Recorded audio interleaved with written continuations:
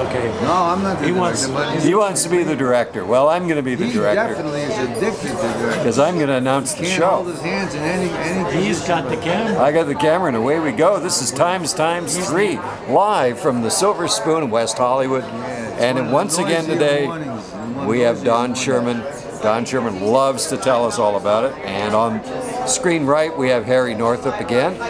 And gentlemen, let's start the Again, it's nice to proceedings. hear that, right? Not just, Once again. Not I just love it. once, not Every just time a- I would go on the set with Scorsese, he'd say, Harry, once again.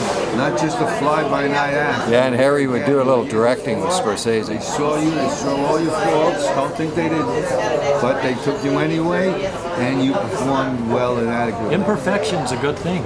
Here's an interesting thing. Remember Andy Warhol? He was a painter, and then he became a filmmaker. And somebody said, how did you, or why did you become a filmmaker? And he said, because it's easier. All you have to do is turn on the camera. And let people do the work. Yeah, but it's not that simple. Why? That's what he said. Nah. On his dude. films, remember, he'd just do like Empire Oh, State yeah, Building. Oh yeah, on a tripod. Yeah, he did one called Blowjob. He did one called Sleep. Open the for 8 lens, hours. let it go. Yeah, I mean that's what he did. he- Observational film. And the other thing you learn from Andy Warhol, it used to be Hollywood would create stars, but then with Warhol, when he would do his screen test, it was wherever he put the camera, he would make these people stars, right? All these funky people. Well, he coined the term Well, you know, superstar. there's a great deal of logic to that because now in reality shows, once you're on television, you become a commodity of that industry.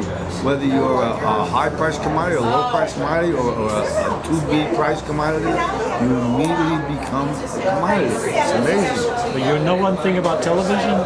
Television waits for no man. Television is phenomenal. It's a phenomenal medium. But you know what? Here's what I think. If somebody's watching television during the daytime, they don't have anything better to do. I don't watch TV till 4 o'clock in the afternoon. And what do you turn on at 4 o'clock? News. I watch the news and then the what weather. constitutes better to do or not so good to do or excellent to do? The guy who's performing heart surgery, is that better to do than the guy who's playing Patsy in the street? Yes. I know. You can't attribute to values practically to anything. Are you saying to me, which I agree with, that it's really not a matter of criticism, like something's better than the other, but it's what appeals to somebody. Right. This appeals to you, this appeals to him, this appeals to her, right? Whatever appeals to you.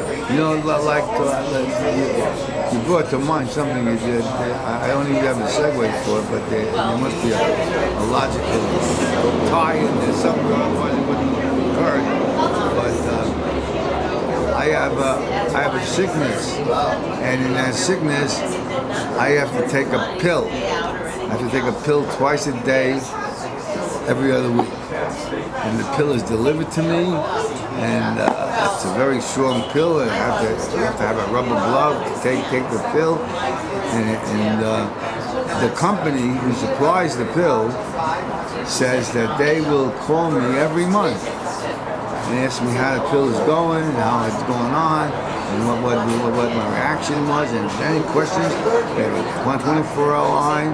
They can contact them. So anything about the pill you want to know, contact us. Your doctor's very busy. About 3 days go by, a lady calls up with an accent. I'm from the what? Clinic. Oh, yes, okay. You're taking Elasta, the drug. I said, yes, I think. You take it every 2 days. See, I'm your representative. I'm going to call you every month. I'm going to tell you all the news about Elasta. You know, of course, that Elasta is a drug that is not used for the purpose. It's not made to be used for the purpose they're using it for you. It's on an experimental basis. And now, mind you, her accent is so bad that I can't understand one word she says back to me. And then she goes into actual doctor talk. You ever hear a doctor talk into a dictaphone? It's like they're writing. You can hardly He's understand. got a 1.2 over the gland. The gland he was there Thursday the 26th. There was swelling in the abdominal corner. But she's saying it with an accent that I can't understand at a speed that's probably impossible for someone who could understand her accent, couldn't understand. And I'm saying, I have a doctor who takes care of me, and he gave me this drug. Who is this person that's giving me information that I can't understand? She's probably in India. Why do they hire a person? Explain to me. They had to hire this woman. This is what we want you to do. We want you to explain this drug to people. Now, here's the copy. Explain. Sounds like the Microsoft call center. And she gets the job. She gets the job. And she's either in India or in prison. Here's a question I want to ask you. Well, because they outsource everything, right? America outsources everything. Yeah, but she works for the actual drug company, and it was You don't know where she is, though. It was Dan Gal yesterday. He said she has to do that because of insurance. No. She has to explain everything, so if there's bad byproducts, they're not responsible. Yeah, right. It's like that warning. She has all these things to do. That's why she's got to call me every month. She has all these legal obligations to make sure that I've been told, which I cannot understand. Now, how can I be? Can I legally be proven in court that I understood what she said? When I said I didn't understand what she said, and let's say God forbid something happened with that drug, or that was adverse to me, and I wanted to sue her. Well, we called you. Here's the date. She called you. Yes, but I can't understand it. And can they prove that I still have to make? Here's what you have to have. Get a copy of every time they have you sign something, or tape recorder. Yeah, transcript. There are copies of that is made of everything you do in life. She was hired by Dewey, Cheatham and Howe, the big law firm. It makes so sense. You go on jobs, you see people that are so ill-equipped for their job. May I, with your permission, read a short little poem here? No, No poem right now. It has to- Nice conversation. This will fit in. This will fit in because it has to do with care Well, for each let's see. other. What do you say? You ready for a poem now? Well, it's a poem This man can't dedicated. help it. This He's is a for- poet, and this is poets for- are poet are really. Well, they feel the appropriate time in poetry. This is yeah. for. And this is for us, I apparently. dedicate this for David and for Don, Okay. especially The rest of very, you don't have to listen.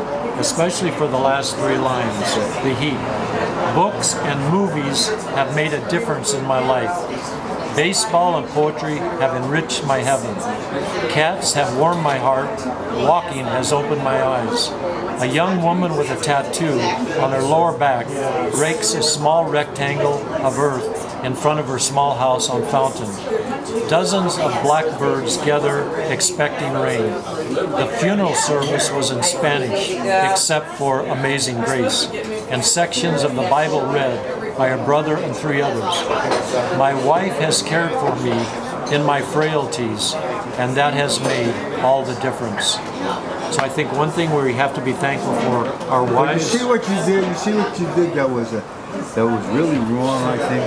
And I am not a poet. But that poet needed to be. That poem, beautiful poem, was meant to be said in a certain feeling, in a certain atmosphere. And that setup was not there. The setup for that abrupt setup you set up for that poem was incorrect. That You know what I learned? The setup for that poem needed more. No, but you know what I learned? Carpe diem, seize the day. No, but just Grab them sometimes. by the forelock. No, it's the Seize the right moment. time, right place. It's always the right time. Everything is right now. Everything is everything. Sometimes Here's the thing. The answer is the answer. It's all right now. It's like you took, you did the Academy Awards and they had Chris Rock. They wanted to introduce him to the society. He had just come on the scene. This compulsively pornographic speaking comedian. And he was put on the Academy Awards, where you had never heard of the Academy Awards. You may have seen a little rest here and there, but never heard a filthy word.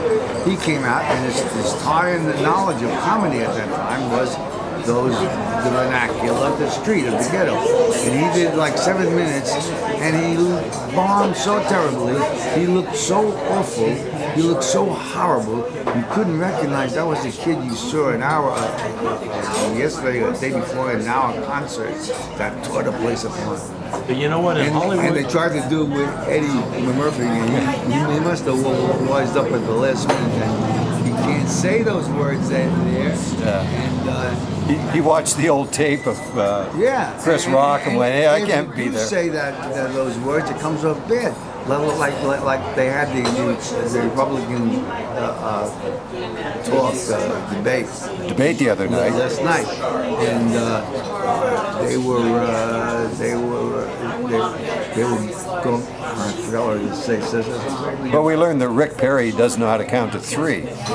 He can go to 2. It's embarrassing. And then it shuts off. we can't debate. You need a great debater when you're talking about these other foreign countries. But to say, well, when I get in office, there'll be 3 less places. There'll be this, there'll be that, And that other thing. Now listen to this. From now on, okay, within a year, short of a couple of days, we're going to be voting. We'll know, November 6, 2012. For a whole year, we're going to hear about the Republican nominees, right? Yes. So, I mean, this is just one theme that's going to go all the way through. But to get back to what you're talking about is in Hollywood, people fail upwards. You can't say bad things about people because then you lose product. And people don't want to lose product. And any type of supremacy paints itself into a corner, right? Mm-hmm. You start thinking you're superior to other people. But they don't want to be around you. The town is full of people, bad mouthing other people. This is dog fight. Yeah. In Hollywood, you fail upwards. No, Yeah. You do. But of course, it's they try to pretend that they make nice stuff, but In Hollywood, they'll do anything. If you sell money, they can make money off you, they'll make money off of you. yeah, look at Mel Gibson. I mean, they've made millions off Mel Gibson. But you see how he hasn't made another movie since that. He's got to kind of ride it out a bit. Him and Michael Richards make a movie. Now listen to this. We're sorry. Oh yeah, there's good casting. We're sorry for the things we said. Look, Don, people shouldn't be worried. Here's the thing. Instead of people worrying about celebrities, Do you enjoy when they you should sit go with an deep audience? inside themselves. When you sit in an audience and you hear a perform, do you react to him very well? Who? Or you just sit and analyze his Who? act? If you watch a comedian, you're watching a comedian work. I don't analyze, I laugh. You make me laugh. You laugh instincely at all the jokes. No, the guy's got to make you laugh. I don't get. There has to be something that I grabs you. lose myself when I go see a movie. The reason I do it, for 2 hours I get lost in the story and I get rid of what I call the sickly ego. We all think about ourselves all the time. When I go to a movie, I forget about my small self for 2 hours. I get lost and I feel, usually if it's good, a pity, a catharsis, etc. I feel better when I walk out of the theater because I've forgotten about myself for a while and thought about other people, the story. I don't sit there criticizing. I see now where the principal power in our country, always in the whole world, is not industrialism, it's public relations. Public relations run everything. Whatever they do, they turn to a public relations outfit. How do we handle this? How do we get this business? And it's all scripted. How do we get this? That's the business. That's the science. That's really where they can. Madison Avenue could sell anything. Oh yeah, spin cycle. That's what that is. And that's what they're doing. Governments get elected because they sold their idea. Image. Yeah. Years ago, I did a benefit for Angel Food to help people with AIDS. So Bruce Davison I asked him to MC it, and the rest were like 8 poets. So I sent him the bio for all the 8 poets, and hello, so-and-so, and goodbye. His big woman who's the head PR, I don't know, Kingsley or something like that, she called me up, she said, you got to write every word. I said, he gave him all the words. She said, no, you don't understand. You got to write every word he's going to say. They don't want to make a bad move. Yeah. They want you to write everything for them when they get up there and just read what's written, right? Yeah, Pat What I Kingsley. noticed, Harry? You took a haircut, but you don't wear your cap when you take a haircut. I wanted you to see my new haircut. You only wear your baseball cap when you're ill-tempered. I'll wear it the next time. I just wanted. Well, you know, he's. Just wanted to be clean. We've been talking about Doberman. You're back to Doberman again. Did you take shave from the barber? I shaved this morning. You Yeah. shave or the barber? No, I shave this morning. I go to a Mexican barber once in a while. He shaves me. You do change a lot when you are disheveled. You are one step away from that guy who's homeless in the street. You look like that. You're not, and then you snap it, you turn that, and you could run for governor. There's a guy knocks on his door. We give him like $5, and then he takes our bottles once a week. He wears a new Lakers Kobe shirt. You know, there's a lot. You know, there are 50,000 homeless people in Los Angeles. There, but for the grace of God, go I. That's right. Well, isn't that all? Every country has a certain percentage of people that do just like we have and just can't find a job, or can't get an apartment, or can't get married, or can't work it out, or can't get along in school. There's a certain built-in percentage in every society that cannot take care of themselves. Why, we don't know. Why? Because we spend all this money overseas. We should be taking care of the people here. Disregard it, like most people do, like Ron Paul. He disregards that in his beautiful theories of life until someone's okay. Well, what about this person that has to get an operation right today at 8 o'clock and nobody has the money, she has to pay for it? Well, she has to, America, and you can't get out of that. They gotta make their own way. They have to make their own way. What about teeth? Thank God we have coverage. Tells them, what do you need the Department of Education for? Can we be any government? We can't be any government. Well, remember, we want to get rid of education, make it better. in America, God is money, money is God. And See, all you're else talking about falls people to the that aren't in wayside. good health. I think that, you know, thank God we have insurance through our SAG, you know, dental and medical, but you know, poor people and junkies, they let their teeth grow. And then you feel sorry for That's them. the last thing All they they can do. eat is macaroni and Last cheese. thing And there's nothing wrong with macaroni and No, I cheese. love macaroni and cheese. The idea is to live as long as you can in this life, because then it does have a termination date on it, and you're going to die. So like that guy on the TV said, Lawrence O'Donnell, health is not a bill or a suggestion. Health is a right. That's right. Rights are He's right. absolutely correct. You don't do people a favor by letting them go to see the doctor.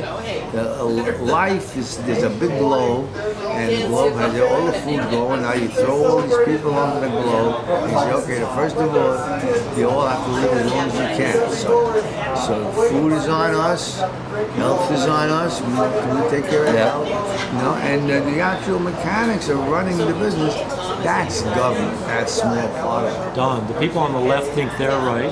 They're right. Yeah, but the people on the right think they're right. No, but they're right. there's only one right when it comes to health. There's no left right, there's no right. There's cancer, or there's tuberculosis, or there's death, or there's life.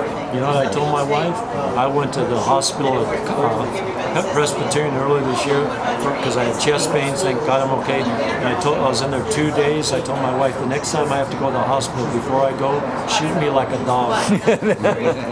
Well, on that positive note, I think we're going to call our today's show a wrap. Stay out of the hospital. And if possible, stay out. Don says stay out of Eat the healthy hospital. and exercise. That And was a very good idea. Someone came up with the last two episodes. What's the last word? And Okay. Don't give any time to think, David. What's your last word today? the last word today is debate. Debate. Great word. That'll bring you to tomorrow. I was never a good debater. I like to Okay, so do my speech. you have to show up. You're off. You're off. No debate. Goodbye, gentlemen. Goodbye. Bye, Goodbye, David. Thank you. Bye, David. Thank Okay. you again.